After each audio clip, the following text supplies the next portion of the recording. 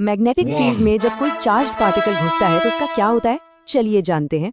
Future clicker academy के सभी students का स्वागत है। चलिए इलेक्ट्रिक और मैग्नेटिक फील्ड्स की दुनिया में चलते हैं। तो सारा खेल इसी एक सवाल का है, मैग्नेटिक फील्ड में मूविंग चार्ज के साथ आखिर होता क्या है। इसकी कहानी शुरू हुई ऑर्स्टेड के एक्सपेरिमेंट से, जब पता चला कि इलेक्ट्रिसिटी और मैग्नेटिज्म ये दोनों जुड़े हुए हैं और इन दोनों फील्ड्स का जो टोटल फोर्स होता है उसे कहते हैं लॉरेंज फोर्स। यही है आज का हीरो।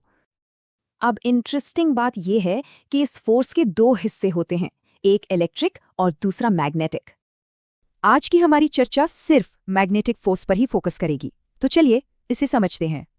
यहाँ सबसे जरूरी बात है पार्टिकल का एंट्री एंगल। इसी से तय होता है कि उसका रास्ता कैसा होगा। पहला रास्ता देखते हैं, द स्ट्रेट लाइन।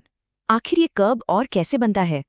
ये तब होता है जब पार्टिकल फील्ड की दिशा में या उसके ठीक ऑपोजिट मतलब पैरेलल चलता है।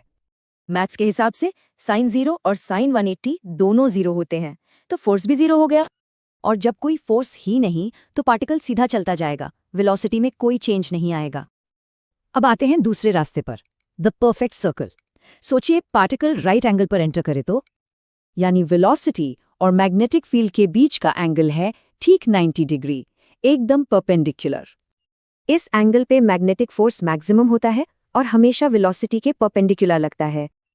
और यही फोर्स सेंट्रीपेटल फोर्स बन जाता है, जो पार्टिकल को एक सर्कुलर पाथ पे घुमाता है।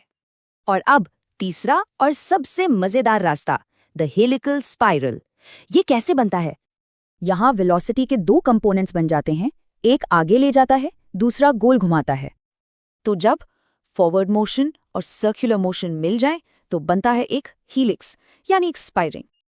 अब इन रास्तों की डिटेल्स को डीकोड करते हैं। इसके लिए कुछ डेरिवेशंस देखने होंगे। सर्कल का रेडियस निकालने के लिए मैग्नेटिक फोर्स को सेंट्रीपिटल फोर्स के बराबर रख दीजिए। इन फॉर्मूला से हमें पार्टिकल के रास्ते का पूरा ब्लूप्रिंट मिल जाता है, रेडियस, टाइम पीरियड और पिच। सबसे हैरान करने वाली बात यह है कि टाइम पीरियड पार्टिकल की स्पीड पर डिपेंड ही नहीं करता।